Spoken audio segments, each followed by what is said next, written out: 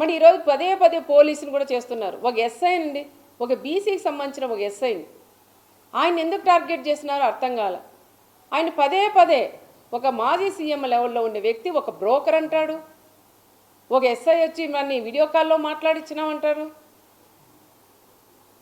మన ఆ ఎస్ఐ కూడా ఎన్ని కష్టాలు పడుకొని చదువుకొని తల్లిదండ్రులు కూడా ఎంత కష్టాలు పెట్టి చదివించింటారు. ఒక ఎస్ఐ అయితే ఎస్ఐది ఏముంటుందండి, పై స్థాయి వాళ్ళు ఏం చెప్తే అది చేసేవాళ్ళు. ఆ ఎస్ఐని ఏదో రకంగా ఆ తోపు చెప్పిన మాటలని విని ఆ ఎస్ఐని ఏదో రకంగా సస్పెండ్ చేయించాల. నీ గవర్నమెంట్లో ఉన్నాడు, 5 ఏళ్ళు ఆయన పక్కన పెట్టేశావు. మళ్ళీ ఈ గవర్నమెంట్లో ఆయన కరెక్ట్గా జాబ్ చేస్తుంటే ఈ రకంగా మళ్ళీ వీడియో కాల్లో మనం ఒకరితో పలికించు. నువ్వు ఒక అబద్ధం చెప్పేది కాదు, వీడియో కాల్లో మాట్లాడిచ్చాడు ఎస్ఐ అని చెప్తున్నావు. మరి ఒక్కరితో అయినా మీరు పలికించగలరా? అనవసరంగా మీరు పోలీసుల మీద కూడా పోవడం అది తప్పు అని చెప్తున్నాం.